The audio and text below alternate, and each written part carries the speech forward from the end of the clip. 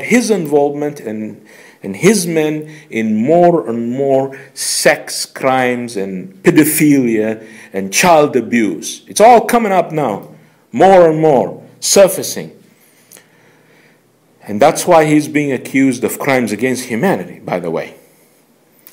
And money laundering and their involvement, the Vatican's involvement with mafia. Oh my God. Why would he do something like that? Why would he give his enemies, foes, Protestants, Zionists, what have you, even Muslims, the opportunity to, give the Catholic Church a blow? Why? Why would he do that? No. Logically and knowing his position within the Catholic faith and calculating the repercussions, if you were the Pope and his men, quitting is not an option. Quitting is not an option. You can't do that. So he must have had a harder reason, a tougher one, that, caused him to do it. He would rather deal with all this shit, excuse my American English, than deal with the hidden reason he doesn't want you to know about. Think again. The previous Pope, John Paul II, he was clearly, obviously, far more ill and troubled with health problems than the current Pope. And he dealt with more scandals during his lifetime, believe it or not. It was all in the news. Than the current Pope. If you remember, in 2002, when the Pope John Paul II sent his first email message, what was it about? It was he had to apologize. In the first email message from the Vatican ever, apologize for sex crimes done by his priest raping nuns. Can you imagine? And it went down into history. It's all on the record. So scandals and health problems and corruption within the Vatican is not new. The previous Pope dealt with all that, and he didn't quit his job. He died in it. Why would this one, all of the sudden, no signs, nobody even anticipated something like this would happen. No one talked about it in the media. And all of a sudden, he is like atheist joking. He gives God, 2 weeks notice. I'm quitting on February 28th, he said a few days ago. And today is February 15th. And the Catholics believe he was appointed by God. So why would he do something like that? Think again. And this message, this voice message, comes to answer this question in the light of information that came to me as a researcher in Vatican affairs. I've been tweeting about this in Arabic since the announcement, especially the following morning when more information came to me from my sources within the Vatican. And I'm referring to the remaining 3 ones who are Muslims. I'm in touch with them. I have contacts with them.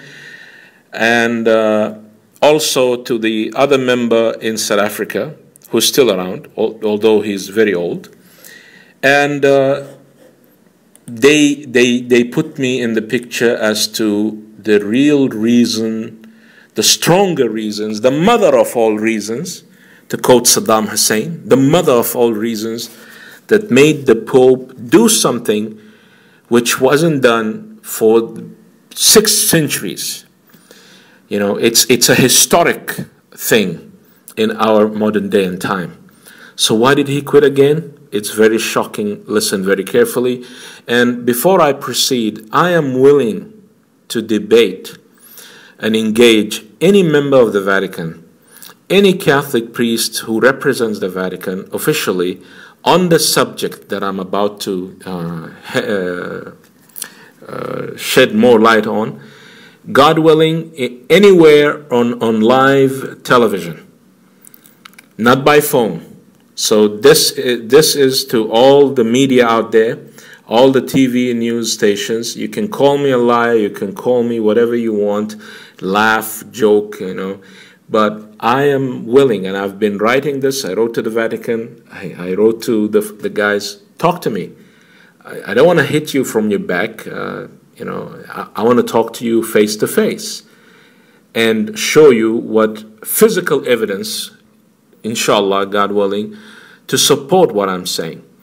Are they willing to meet me? Please, if you are a member of the media, journalist, TV host, new media, contact the Vatican, let them listen to this, and I promise you, they will say no comment. So what is this about? In 2012, last year, less than a year actually, secret Vatican documents were leaked out of the Vatican. They were called Vati leaks, remember? And this is no secret. Just Google or Yahoo, Vati leaks, and you'll read all about it. Even the Vatican acknowledged that so many documents, secret documents, were leaked outside the Vatican. And for that reason, one of the Pope's top aide, his butler, was put on trial inside the Vatican because the Vatican is a state, and he went to prison within the Vatican.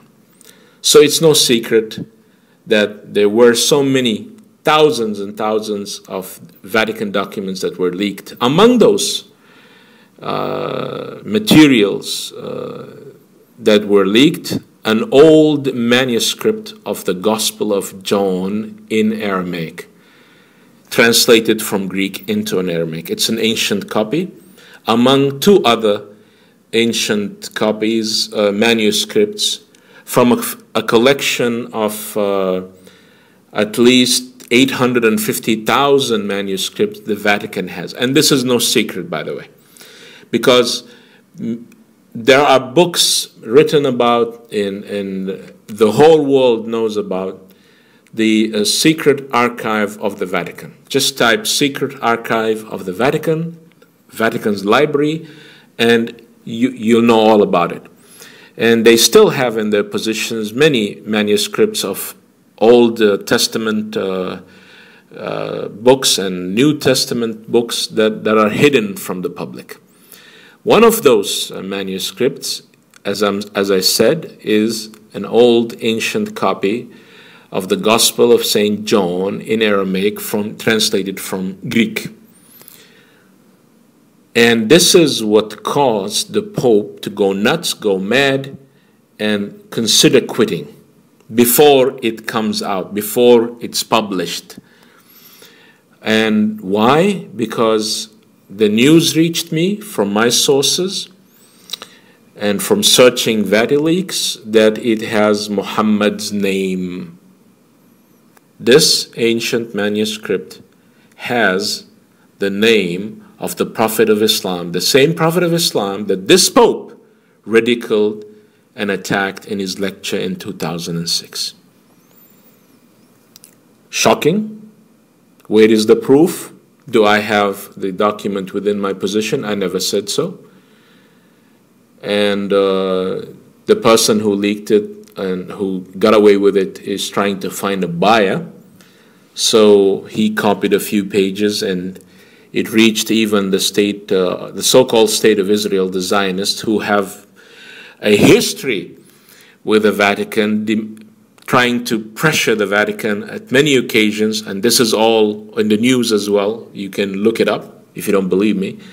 The Zionist state want the Vatican to release some documents during the Nazi era, and you can read about it as well. So the buyer is contacting Israeli guys and he wants a big deal of money to sell them copies. He himself He's not a Muslim. He doesn't know what's in it, but my inside sources told me so.